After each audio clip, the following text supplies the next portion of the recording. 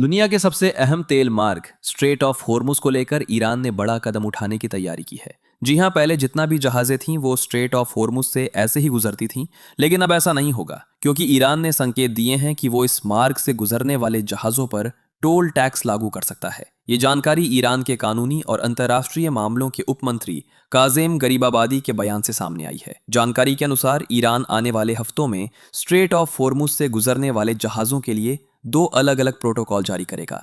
इनमें एक प्रोटोकॉल व्यावसायिक जहाजों के लिए होगा और दूसरा सैन्य जहाजों के लिए। इस प्रस्तावित योजना पर ईरान की संसद और सरकार विचार कर रही है। इस बीच ओमान के साथ मिलकर ईरान इस मार्ग पर जहाजों की आवाजाही की निगरानी के लिए भी एक नया प्रोटोकॉल तैयार कर रहा है।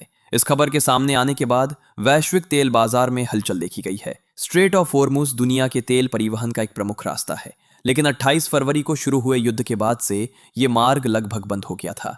ये जंग अमेरिका और इजराइल द्वारा ईरान पर किए गए हमलों के बाद शुरू हुआ था। इसके चलते वैश्विक तेल आपूर्ति प्रभावित हुई और कीमतों में भारी तेजी आई। तेल की कीमतों में उछाल का असर दुनिया भर की अर्थव्यवस्थाओं पर पड़ा। अमेरिका में पेट्रोल की कीमतें एक महीने में 30% से ज्यादा बढ़कर $4 प्रति गैलन के पार पहुंच गईं। इसी दौरान डोनाल्ड ट्रंप के राष्ट्र के नाम संबोधन के बाद अमेरिकी शेयर बाजारों में गिरावट आई थी। उन्होंने संकेत दिया था कि ईरान के साथ युद्ध कई हफ्तों तक जारी रह सकता है। हालांकि जैसे ही ईरान और ओमान के बीच नए प्रोटोकॉल की खबर सामने आई, अमेरिकी शेयर बाजारों में तेजी लौट आई। तेल की कीमतों में भी कुछ नरमी देखने को मिली।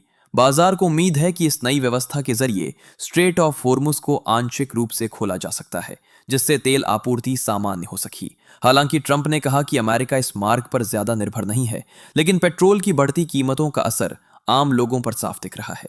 यह घटनाक्रम अब वैश्विक तेल बाजार और अंतर्राष्ट्रीय राजनीति के लिए बेहद महत्वपूर्ण माना जा रहा है। आपको इस नए रूल पर क्या विचार है? क्या टोल टैक्स लेना चाहिए ईरान को या नहीं?